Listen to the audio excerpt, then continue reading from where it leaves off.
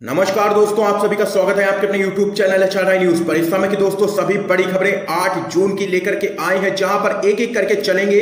देश दुनिया की सभी बड़ी खबरें आगे इसी वीडियो में जानेंगे। लेकिन उससे पहले दोस्तों, अगर आप लोग भी यही मानते हैं कि बिहार के अंदर एक बड़ा परिवर्तन आने वाला है और नीतीश बीजेपी की 15 साल पुरानी सरकार जो पूरी तरह से विफल साबित हुई है उसका जाना पूरी तरह से तय है, तो अभी इस वीडियो को दिल से लाइक कीजिए और लाल कलर के सब्सक्राइब बटन को दबा करके बेल के आइकन को दबा करके लगातार हमारे साथ बने रहिए। दरअसल दोस्तों, पहली और बड़ी खबर सामने निकल के आ रही है। बिहार से अमित शाह की डिजिटल चुनावी रैली पर निशाना साधते हुए विपक्ष के नेता तेजस्वी यादव ने किया है बड़ा दावा। आप लोगों को बताते चले, तेजस्वी यादव ने कहा है कि वर्चुअल रैली के प्रचार के लिए एक एलईडी स्क्रीन पर औसत खर्च 20,000 रुपए का है।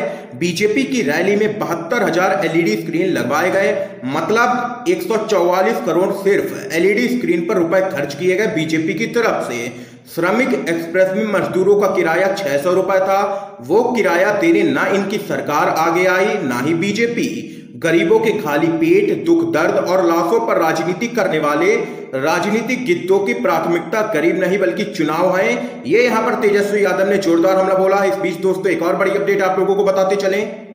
मध्य प्रदेश विधानसभा उपचुनाव से पहले एक बार फिर से मजबूत हुई कांग्रेस पार्टी। बीएसपी का साथ छोड़ प्रागी लाल जाटव ने थामा कांग्रेस का हाथ। करेरा विधानसभा सीट से लड़ चुके हैं चुनाव। दरअसल दोस्तों, आप लोगों को बताते चलें, प्रागी लाल जाटव को पार्टी में शामिल करके कांग्रेस ने जाटव वोट बैंक में सेंध लगाई है और यहां पर कांग्रेस की स्थिति उपचुनाव से पहले काफी मजबूत होती जा रही है, क्योंकि लगातार सिंधिया के करीबी भी कांग्रेस पार्टी का दामन थाम रहे हैं और बीजेपी को तगड़ा झटका दे रहे हैं। तो वहीं आप लोगों को बताते चले, एक साथ बीएसपी के कई कार्यकर्ता भी कांग्रेस पार्टी में हुए हैं शामिल विधानसभा उपचुनाव से पहले।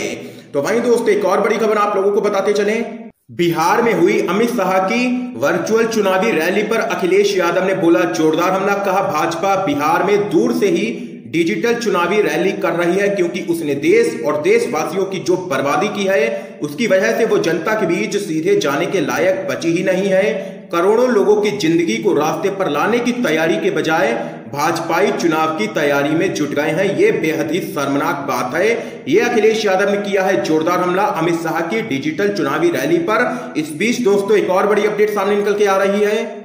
मुस्लिम मरीजों को नहीं देखने संबंधी अस्पताल कर्मियों की बातचीत हुई लीक। मचा हड़कंप। राजस्थान में चूरू जिले के एक निजी अस्पताल के कर्मियों द्वारा कोरोना संक्रमित मुस्लिम मरीजों को नहीं देखने के बारे में आपस में कथित रूप से चर्चा करने का एक स्क्रीनशॉट व्हाट्सएप पर वायरल होने के बाद पुलिस ने मामले की जांच शुरू कर दी है। पुलिस ने बताया है कि अस्पताल के कर्मचारियों के बीच हुई बातचीत का एक स्क्रीनशॉट वायरल होने के बाद मामले की जांच शुरू की गई है। इस पूरे मामले पर देख सकते हैं, ये बड़ी अपडेट राजस्थान से सामने निकल के आई। इस बीच दोस्तों, एक और अपडेट आप लोगों को बताते चलें। कांग्रेस ने गुजरात के 21 विधायकों को राजस्थान किया शिफ्ट। राजकोट के रिजॉर्ट के खिलाफ प्राथमिकी हुई दर्ज। आप लोगों को बताते चलें, गुजरात में कांग्रेस ने अपने 21 विधायकों को राजस्थान के आबू रोड पर एक रिजॉर्ट में भेज दिया है और आरोप लगाया है कि 4 राज्यसभा सीटों के लिए 19 जून को होने वाले चुनाव से पहले भाजपा खरीद फरोख्त में लगी हुई है। गुजरात में कांग्रेस के 3 विधायकों के इस्तीफे के बाद पार्टी ने इससे पहले अपने विधायकों को राजकोट, बनासकांठा जिले के अंबाजी तथा आणंद के 3 रिजॉर्ट में भेज दिया था। हालांकि राजकोट जिले के एक रिजॉर्ट के खिलाफ लॉकडाउन के नियमों के कथित उल्लंघन के मामले में पुलिस ने शिकायत दर्ज की है। तो देख सकते हैं कि लगातार राज्यसभा उपचुनाव से पहले बीजेपी कर रही है विधायकों की खरीद फरोख्त। इसी को लेकर के कांग्रेस ने यहां पर बीजेपी पर किया है जोरदार हमला। तो वहीं दोस्तों, एक और खबर जान लेते हैं। हिमाचल प्रदेश में बंदरों को मारने की मंजूरी पर रणदीप सुरजेवाला का सवाल, अब कहां गुम हो गई है मेनका गांधी। दरअसल दोस्तों, आप लोगों को बताते चलें, हिमाचल में बंदरों को मारे जाने के लिए केंद्र की ओर से जारी अधिसूचना को लेकर के कांग्रेस पार्टी के मुख्य प्रवक्ता रणदीप सुरजेवाला ने ट्वीट किया है कि भाजपा के मुताबिक शायद हनुमान जी के प्रतीक बंदरों को मारने का सरकारी लाइसेंस देना पशुओं के प्रति क्रूरता में नहीं आता है। तो वहीं दोस्तों, आगे आप लोगों को बताते चलें, रणदीप सुरजेवाला ने यहां पर गोदी मीडिया पर भी जोरदार हमला किया है और कहा है कि टीवी चैनल पर डिबेट पर भी रोक लग गई है क्या, या फिर अब राष्ट्रीय मीडिया को जबरन चुप करवा दिया गया है। ये यहां पर सुरजेवाला ने जोरदार हमला किया है। दरअसल दोस्तों आप लोगों को बताते चले, केरल में हथनी की मौत के मामले में लगातार बीजेपी के तमाम नेता और गोदी मीडिया इस पूरे मामले को सांप्रदायिक रंग देने की कोशिश कर रहा था। लेकिन अब जब हिमाचल प्रदेश में बंदरों को मारे जाने के लिए केंद्र ने अधिसूचना जारी कर दी है, तब ना तो मेनका गांधी आगे आ रही हैं, ना ही टीवी चैनलों पर डिबेट हो रही है और ना ही कोई भी बीजेपी का नेता अब आगे आ रहा है। इसी पूरे मामले पर रणदीप सुरजेवाला ने किया है जोरदार हमला। फिलहाल दोस्तों एक और बड़ी अपडेट आप लोगों को बताते चले। गुजरात में कांग्रेस विधायकों के इस्तीफे से गुस्साए हार्दिक पटेल, कहा जनता को ऐसे नेताओं को चप्पलों से पीटना चाहिए। तो वहीं हार्दिक पटेल ने आगे कहा है कि राज्यसभा चुनाव जीतने के लिए भाजपा पैसों के जोर पर कांग्रेस के विधायकों को खरीद रही है, जिसके लिए 150 करोड़ रुपए का बजट तैयार किया गया है बीजेपी की तरफ से। कांग्रेस जनता के हित में कार्य करती है, लेकिन भाजपा खुद के फायदे के लिए किसी भी हद तक जा सकती है। यह हार्दिक पटेल ने जोरदार हमला किया है और कहा है कि जो भी विधायक इस्तीफा दे रहा है वो सीधे तौर पर जनता के साथ धोखा कर रहा है। जनता को ऐसे नेताओं को चप्पलों से पीटना चाहिए, ये हार्दिक पटेल ने कहा है। तो वहीं दोस्तों इस बीच एक और बड़ी अपडेट आप लोगों को बताते चलें। 15 अगस्त के बाद खुलेंगे स्कूल और कॉलेज, मानव संसाधन विकास मंत्री रमेश पोखरियाल निशंक का बड़ा ऐलान। दरअसल दोस्तों आप लोगों को बताते चले, छात्रों, शिक्षकों और अभिभावकों के हफ्तों के भ्रम के बाद मानव संसाधन विकास मंत्री रमेश पोखरियाल निशंक ने कहा है कि स्कूलों और कॉलेजों को अगस्त 2020 के बाद एक बार फिर से खोला जाएगा। आपको बता दें कि दोबारा स्कूल खोलने के लिए दिल्ली के उप मुख्यमंत्री ने केंद्र सरकार को पत्र लिखा था। इस बीच दोस्तों एक और अपडेट आ रही है सामने। बिहार की वर्चुअल चुनावी रैली में अमित शाह ने दिया था आरजेडी पर बयान, उस पर तेजस्वी यादव ने किया है जोरदार हमला। तेजस्वी यादव ने कहा है कि सर्वप्रथम थाली बजाने का ऐतिहासिक संदर्भ जानना चाहिए। आपातकाल के विरोध में लोकनायक जयप्रकाश जी के आंदोलन में समाजवादियों ने इसका इस्तेमाल किया था। थाली बजाना समाजवादी आंदोलनों का अटूट और अभिन्न हिस्सा रहा है। इसे मोदी जी या किसी अन्य का कॉपीराइट बनाकर जेपी का अपमान ना करें, धन्यवाद। ये यहाँ पर तेजस्वी यादव ने जोरदार हमला किया है और जबरदस्त तरीके से विरोध भी दर्ज करवाया था बिहार में हुई वर्चुअल चुनावी रैली का अमित शाह की। तो वहीं दोस्तों एक और अपडेट आप लोगों को बताते चलें। सिंधिया पर बोले दिग्विजय सिंह, उन्हें बीजेपी में कभी भी नहीं मिलेगा सम्मान। दिग्विजय सिंह ने कहा है कि गुजरात में जैसे मध्य प्रदेश में कांग्रेस विधायकों की खरीद फरोख्त नहीं होगी, क्योंकि हमारे प्रदेश के विधायक लालची नहीं है। जितने भी विधायक लालची थे वो राज्यसभा चुनाव से पहले ही बीजेपी में शामिल हो गए हैं, इसलिए अब हमें मध्य प्रदेश में डरने की कोई भी जरूरत नहीं है और उपचुनाव में जीत करके हम एक बार फिर से सत्ता में वापसी करेंगे, ये यहाँ पर दिग्विजय सिंह ने कहा है। तो वहीं दोस्तों एक और खबर आप लोगों को बताते चलें। धन बल की राजनीति कर रही है भाजपा, शाह ने चुनावी रैली कर बिहार की जनता का किया है अपमान, कांग्रेस का जोरदार हमला। कांग्रेस ने गृह मंत्री अमित शाह की वर्चुअल रैली को बिहार की जनता का अपमान करार दिया है।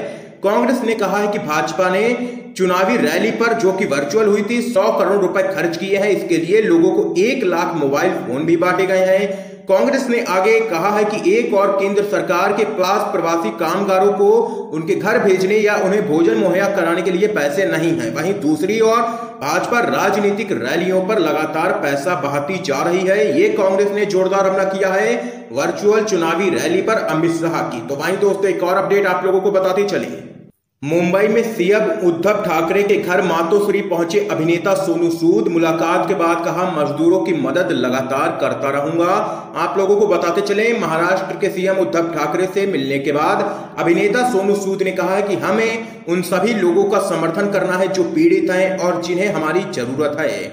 मैं तब तक ये काम लगातार जारी रखूंगा जब तक कि आखिरी प्रवासी अपने घर नहीं पहुंच जाता है। कश्मीर से कन्याकुमारी तक हर पार्टी ने समर्थन किया है और मैं इसके लिए सभी का धन्यवाद देना चाहता हूं, ये यहां पर सोनू सूद ने कहा है और कहा है कि वो लगातार प्रवासी मजदूरों की मदद करते रहेंगे जब तक कि सभी प्रवासी मजदूर अपने घर तक नहीं पहुंच जाते हैं। तो वहीं दोस्तों एक और बड़ी खबर आप लोगों को बताते चले। एक बुरी खबर सामने निकल के आ रही है। कोरोना के मामले में चीन से भी आगे निकला महाराष्ट्र, मरीजों का आंकड़ा 85,000 के पार। कोरोना वायरस के मरीजों के मामले में महाराष्ट्र अब चीन से भी आगे निकल चुका है। महाराष्ट्र में एक दिन में 3,000 से ज्यादा कोरोना वायरस के मरीजों की पुष्टि हुई है। इसके साथ ही महाराष्ट्र में अब कोरोना वायरस के 85,975 मरीजों की पुष्टि हो चुकी है। तो भाई दोस्तों आप लोगों को बताते चलें, देश भर में कुल संक्रमित मरीजों की संख्या अब बढ़कर के 2.5 लाख के भी पार पहुंच गई है। तो वहीं इस वायरस से जान गंवाने वालों की संख्या 7,000 को पार कर गई है। फिलहाल दोस्तों एक और अपडेट आप लोगों को बताते चलें।